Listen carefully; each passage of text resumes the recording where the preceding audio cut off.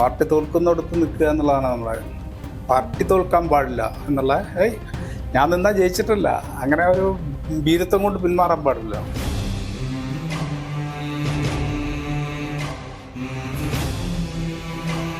ഞാൻ പല സ്ഥലത്തും പറഞ്ഞതാണ്, അടിയന്തരാവസ്ഥ 1975 പ്രഖ്യാപിക്കപ്പെട്ടപ്പോൾ അതിൻ്റെ ദുരനുഭവം ഏറെ ഏറ്റുവാങ്ങേണ്ടി വന്ന ഒരാളാണ് ഞാൻ. പിന്നീട് ഞാൻ ജയിൽ കണ്ടു കഴിഞ്ഞപ്പോൾ വിചാരിച്ചു അന്നത്തേക്കാൾ നല്ലത് ജയിലായിരുന്നു, ആ ജീവിതത്തെക്കാൾ നല്ലത് ജയിലായിരുന്നു എന്ന് തോന്നാവുന്ന രീതിയിലായിരുന്നു.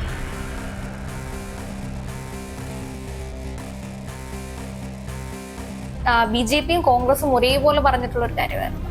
കെ ശൈലജ ടീച്ചറിനെയും രാധാകൃഷ്ണൻ സഖാവിനെയും പിണറായി സർക്കാർ മനഃപൂർവ്വം ഒഴിവാക്കുകയാണ്. ജനാധിപത്യ പ്രക്രിയയിലൂടെ മാത്രമാണ് സാമൂഹിക പരിവർത്തനം നടക്കുക എന്ന സങ്കല്പമൊന്നും ഉണ്ടായിരുന്നില്ല. സഖാവേ, കഴിഞ്ഞ പാർലമെന്റ് ഇലക്ഷനിൽ ഉയർന്നു കേട്ടൊരു കാര്യമായിരുന്നു, ചേലക്കരയിൽ നിന്നും ആലത്തൂരിലേക്ക് രാധാകൃഷ്ണൻ സഖാവിനെ മാറ്റി പറിച്ചു നട്ടത് നിയമസഭയിൽ നിന്ന് ഒഴിവാക്കാൻ വേണ്ടിയിട്ടായിരുന്നു എന്ന്. അത് പ്രതിപക്ഷം അല്ലെങ്കിൽ കോൺഗ്രസ് പാർട്ടി തന്നെയായിരുന്നു മുന്നോട്ട് വെച്ചത് അത്ര ഒരു ആരോപണങ്ങൾ. അതിനോട് എങ്ങനെയാണ് പ്രതികരിക്കുന്നത്? ഞാൻ അതിനോട് പ്രതികരിക്കുന്നത് എങ്ങനെയാണെന്ന് വെച്ച് കഴിഞ്ഞാൽ, ഞാൻ എൻ്റെ ജീവിതത്തിൽ ഞാൻ ഒരിക്കലും ഏതെങ്കിലും ഒരു സ്ഥാനമാനത്തിന് വേണ്ടിയിട്ട് പാർട്ടിയിൽ പ്രവർത്തിച്ചില്ല. ഞാൻ ഇത് എനിക്കതങ്ങനെ എപ്പോഴും പറയേണ്ടത് തന്നെ ഇഷ്ടമില്ലാത്ത കാര്യം. അതായത് ഏതെങ്കിലും തരത്തിൽ ഒരു സ്ഥാനത്ത് വരാവുന്ന അറ്റ്മോസ്ഫിയർ അല്ല എനിക്കുണ്ടായിരുന്നത്. ഞാൻ പറഞ്ഞല്ലോ, എൻ്റെ ജീവിതത്തിൽ പല തരത്തിലുള്ള പ്രതിസന്ധികളാണ്. അപ്പോൾ ഉയർന്നു വരാനോ അല്ലെങ്കിൽ പിന്നെ ഒരു പഞ്ചായത്ത് മെമ്പറാവുകയോ പഞ്ചായത്ത് പ്രസിഡന്റ് ആവുകയോ അല്ലെങ്കിൽ അങ്ങനെ ഉയർന്ന് മന്ത്രിയാവുക, അങ്ങനെയുള്ള ചിന്തയ്ക്കുള്ള അറ്റ്മോസ്ഫിയർ വേണ്ടേ? നമ്മൾ അങ്ങനെ ചിന്തിക്കാനുള്ള ഒരു തരത്തിലുള്ള ചാൻസ് ഉണ്ടായിരുന്നില്ല. പിന്നെ ഞാൻ അങ്ങനെ വന്ന് പഠിച്ച് പല ആ വഴിയൊക്കെ പോയി ഇങ്ങനെ വന്ന് എന്നെ പാർട്ടി ഏൽപ്പിച്ച ഉത്തരവാദിത്തങ്ങൾ ഓരോന്നും ചെയ്തു. ഞാൻ ചെറിയ കുട്ടിയായിരിക്കുമ്പോഴേ ഈ പാർട്ടി പ്രവർത്തനത്തിൽ വന്നു. അടിയന്തരാവസ്ഥ എൻ്റെ ജീവിതത്തിൽ എന്നെ മാറ്റിമറിച്ച ഒരു സംഭവമാണ്. ഞാൻ പല സ്ഥലത്തും പറഞ്ഞതാണ്, അടിയന്തരാവസ്ഥ 1975 പ്രഖ്യാപിക്കപ്പെട്ടപ്പോൾ അതിൻ്റെ ദുരനുഭവം ഏറെ ഏറ്റുവാങ്ങേണ്ടി വന്ന ഒരാളാണ് ഞാൻ. എൻ്റെ അച്ഛമ്മയുടെ അനിയത്തിയുടെ ഭർത്താവിനെ അറസ്റ്റ് ചെയ്ത് ജയിലിലടച്ചു. ഒരു റിമോട്ട് ഏരിയയിലായിരുന്നു. അപ്പോൾ അവർക്ക് കാവൽ കിടക്കാൻ എന്നെയാണെന്ന് ചോദിച്ചത്. അന്ന് അനുഭവിച്ച അനുഭവങ്ങൾ എന്ന് പറഞ്ഞാൽ ചെറുതല്ല. ആ സമയത്ത് ഒറ്റപ്പെട്ട ഒരു വീട്ടിൽ ഒരു ചെറിയ പയ്യൻ, അവർ ജോലി ചെയ്ത് വരാൻ ഒരുപാട് സമയം വൈകും. ആ സമയത്തൊക്കെ ഒറ്റപ്പെട്ട് ജീവിച്ച ഒരു അവസ്ഥയുണ്ട്. എന്നാൽ പിന്നീട് ഞാൻ ജയിൽ കണ്ടു കഴിഞ്ഞപ്പോൾ വിചാരിച്ചു അന്നത്തേക്കാൾ നല്ലത് ജയിലായിരുന്നു, ആ ജീവിതത്തെക്കാൾ നല്ലത് ജയിലായിരുന്നു എന്ന് തോന്നാവുന്ന രീതിയിലായിരുന്നു. അത്രയും ഇരുളടഞ്ഞ ഒരു കാലമായിരുന്നു. അപ്പം അങ്ങനെയൊക്കെയുള്ള അനുഭവങ്ങൾ ചെറുപ്പത്തിലേ ഉണ്ടായി. അപ്പം ചെറുപ്പത്തിൽ ഇതെല്ലാം കണ്ടു വളർന്നുകൊണ്ട് നമുക്ക് ഇങ്ങനെ എന്തെങ്കിലും സ്ഥാനമാനങ്ങൾ കിട്ടുക എന്നുള്ളത് അല്ലാത്ത എൻ്റെ ആഗ്രഹം. ഈ പറഞ്ഞ പോലെ എല്ലാ മനുഷ്യരെയും ഈക്വലായി കാണുക, അതിന് വേണ്ടി വന്നു കഴിഞ്ഞാൽ ജനാധിപത്യ പ്രക്രിയയിലൂടെ മാത്രമാണ് സാമൂഹിക പരിവർത്തനം നടക്കുക എന്ന സങ്കല്പമൊന്നും ഉണ്ടായിരുന്നില്ല. പൂർണ്ണമായിട്ടും ജനാധിപത്യ രീതിയിൽ തന്നെ സാമൂഹിക പരിവർത്തനം സാധ്യമാകുമെന്നും കമ്മ്യൂണിസ്റ്റുകാർ പൂർണ്ണമായിട്ടും വിശ്വസിക്കുന്നില്ല. പക്ഷേ അതുകൊണ്ടാണ് EMS അടക്കം പറഞ്ഞല്ലോ, അത് അതിവിപ്ലവകാരികളായി മാറാൻ വേണ്ടിയല്ല പറഞ്ഞത്. സാമൂഹ്യ മാറ്റം അസാധ്യമായി വരുന്ന സമയത്ത് അവിടെയാണ് റഷ്യയിലും ചൈനയിലും ക്യൂബയിലും വിയറ്റ്നാമിലും എല്ലാം സാമൂഹ്യ വിപ്ലവം നടന്നത്. സായുധമായിട്ടുള്ള വിപ്ലവങ്ങൾ നടന്നാണ് സാമൂഹ്യ മാറ്റം ഉണ്ടാക്കിയത്. ജനാധിപത്യ പ്രക്രിയയിലൂടെ മാത്രം സാമൂഹ്യ മാറ്റം ഉണ്ടാക്കാൻ ഒരുപക്ഷെ സാധിക്കാതെ വരുന്ന ഘട്ടമുണ്ടെങ്കിൽ അത് പരിശോധിക്കേണ്ടതാണ്. പക്ഷെ അത്ര അഭിപ്രായങ്ങൾ ജനങ്ങളിലേക്ക് എത്തുകയാണെങ്കിലോ, അല്ലെങ്കിൽ വ്യക്തിപരമായിട്ട് ജനങ്ങൾക്ക് ചില നേതാക്കളോട് മാനസികമായ അടുപ്പങ്ങൾ ഉണ്ടാവാം, വി എസിനോടുള്ള അടുപ്പം. അതേപോലെ തന്നെ നിലവിൽ ഉയർന്നു കേൾക്കുന്നതാണ് ബി.ജെ.പിയും കോൺഗ്രസും ഒരേപോലെ പറഞ്ഞിട്ടുള്ള ഒരു കാര്യമായിരുന്നു, കെ ശൈലജ ടീച്ചറിനെയും രാധാകൃഷ്ണൻ സഖാവിനെയും പിണറായി സർക്കാർ മനഃപൂർവ്വം ഒഴിവാക്കുകയാണ്, സർക്കാരിനും റിയാസിനും പദവിയിലേക്ക് എത്താൻ വേണ്ടിയിട്ട് അല്ലെങ്കിൽ പിന്തുടർന്ന് ഭരിക്കാൻ വേണ്ടി. അതില് എപ്പോഴും ഈ അടർത്തിയെടുത്തിട്ട്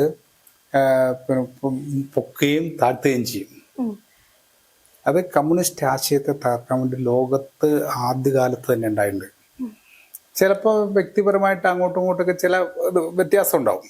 അതിപ്പോൾ ലെനിൻ 1917 വിപ്ലവം നടന്ന സോവിയറ്റ് യൂണിയനിൽ വന്നു കഴിഞ്ഞപ്പോഴും വർത്താനം ഉണ്ടായി.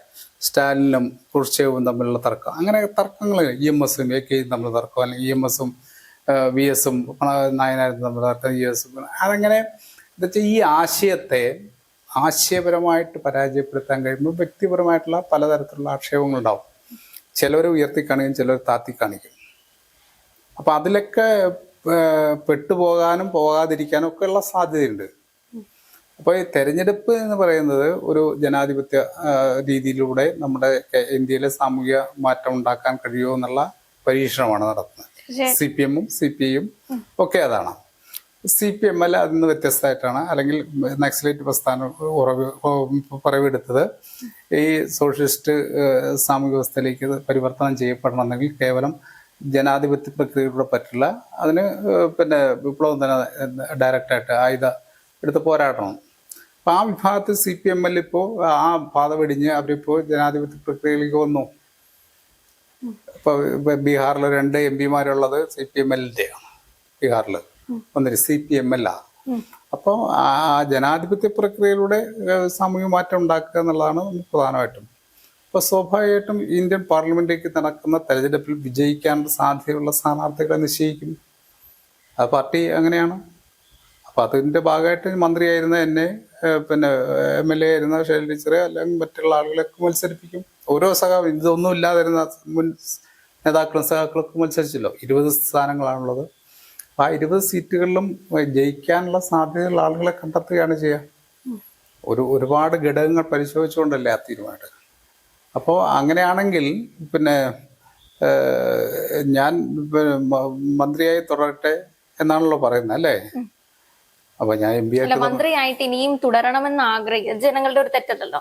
ഇവരിനിയും ഈ ഒരു സ്ഥാനത്ത് വരണം, അല്ലെങ്കിൽ ഇവരിനിയും ആ ഒരു സ്ഥാനത്ത് മന്ത്രിയായി ഇരിക്കണം എന്നൊരു ആഗ്രഹം. ഇപ്പൊ ശൈലജ ടീച്ചറിന്റെ ആണെങ്കിലും രാധാകൃഷ്ണ സഖാവിന്റെ ആണെങ്കിലും ഇത് ഒരുപോലെ പറഞ്ഞു കേൾക്കുന്ന ഒരു പേരുകളാണ്.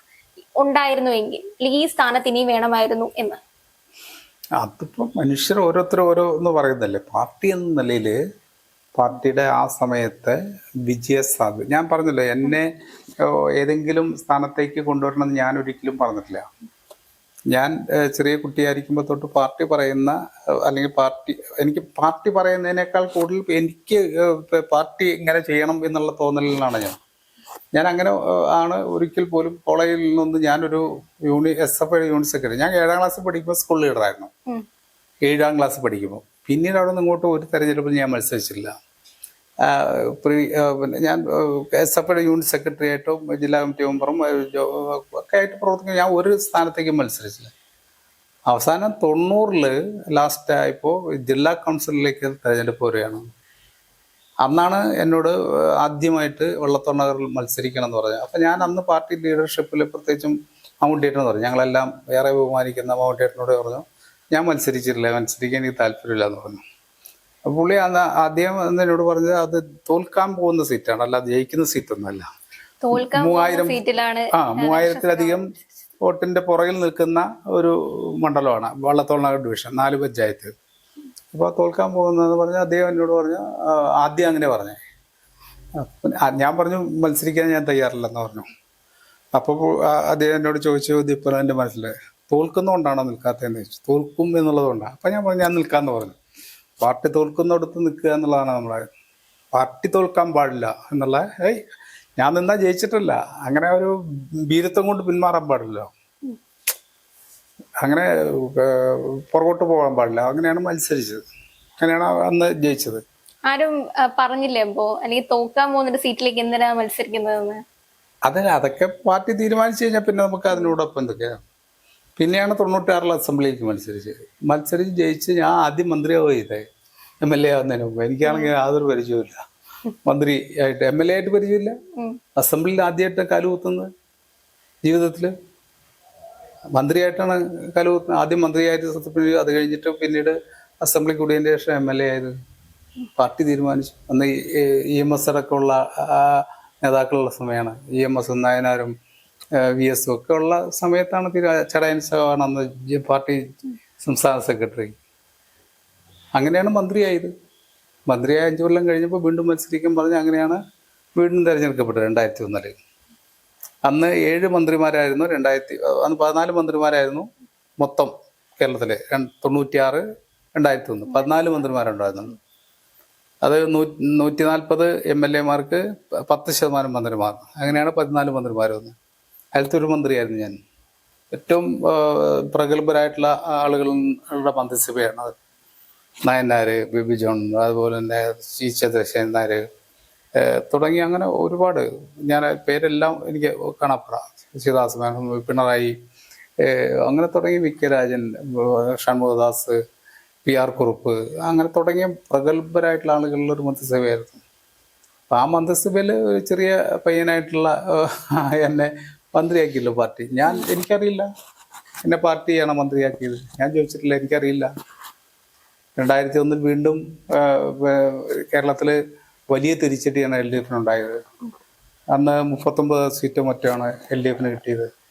അന്ന് തൃശ്ശൂർ ജില്ലയിൽ നിന്ന് CPM-ന്റെ ഒരാളാണ് ജയിച്ചത് ഞാൻ. അത് കഴിഞ്ഞതിന് ശേഷമാണ് പിന്നീട് 2006 മത്സരിച്ച് ജയിച്ച് എന്നെ സ്പീക്കറാക്കി. സ്പീക്കറാക്കുമ്പോൾ എൻ്റെ ഒരു അനുഭവം, ഞാൻ പാനൽ ഓഫ് ചെയർമാനായിട്ട് പോലും ചെയറിലിരുന്നിട്ടില്ല. അപ്പോഴും ഞാൻ പറഞ്ഞു, അതായത് പാനൽ ഓഫ് ചെയർമാൻമാരായിട്ട് അസംബ്ലിയിൽ വെക്കും. അപ്പൊ അസംബ്ലി നടത്തിപ്പുമായിട്ട് ഈ കണ്ടതല്ലാതെ ഡയറക്റ്റായിട്ട് ചെയറിലിരുന്നിട്ടില്ല. അപ്പോഴാണ് 2006 എന്നെ സ്പീക്കറായിട്ട് 5 കൊല്ലം സ്പീക്കറായിരുന്നു. പിന്നെയും മത്സരിപ്പിച്ചു. അങ്ങനെയാണ് സാധാരണ 2 പ്രാവശ്യമാണ് മത്സരിപ്പിക്കുന്നത്, 4ാമത്തെ പ്രാവശ്യമായി. അപ്പോൾ 4 പ്രാവശ്യം മത്സരിച്ച് 2016 കഴിഞ്ഞപ്പോൾ പിന്നെ എന്നോട് ഇവിടുത്തെ തൃശ്ശൂർ പാർട്ടി സെക്രട്ടറി ആവാൻ പറഞ്ഞു. അങ്ങനെയാണ് തൃശ്ശൂർ ജില്ലാ സെക്രട്ടറി ആയിട്ട് പ്രവർത്തിച്ചത്. 2 കൊല്ലം കഴിഞ്ഞു. 18 എന്നെ CC-യിലേക്ക് തിരഞ്ഞെടുത്തു. അപ്പം ജില്ലാ സെക്രട്ടറി സ്ഥാനം രാജിവെക്കേണ്ടി വന്നു. അങ്ങനെ പിന്നെ സെൻട്രൽ കമ്മിറ്റി മെമ്പറായിട്ട് പ്രവർത്തിച്ചു. അങ്ങനെ പ്രവർത്തിച്ചുകൊണ്ടിരിക്കുമ്പോൾ 2021 വീണ്ടും അസംബ്ലിക്ക് മത്സരിക്കണം എന്ന് പറഞ്ഞു. ഞാൻ താല്പര്യപ്പെട്ടതല്ല. അപ്പോൾ പറഞ്ഞു മത്സരിക്കണം അവിടെ. അങ്ങനെയാണ് വീണ്ടും ചേലക്കരയിൽ മത്സരിച്ചത്. അങ്ങനെ മന്ത്രിയായി 2024 പാർട്ടി പറഞ്ഞു പാർലമെന്റിലേക്ക് മത്സരിക്കണം, മന്ത്രിസ്ഥാനം രാജിവെക്കണം. മന്ത്രിസ്ഥാനം ഇന്ന് രാജിവെക്കണം എന്ന് വെച്ചാൽ ഇന്ന് രാജിവെക്കും. MP സ്ഥാനം അത് അന്ന് ചെറുപ്പത്തിലെ തീരുമാനിച്ചതാണ്. പാർട്ടി എന്താ പറയുക ആ നിമിഷം നമ്മൾ എനിക്ക് പിന്നെ 5 വർഷം അല്ലേ ഭരിക്കേണ്ടത്. ആ നിമിഷം തീരുമാനം വന്ന അതിൻ്റെ പിറ്റേ ദിവസം തന്നെ നമ്മൾ രാജിവെച്ചു.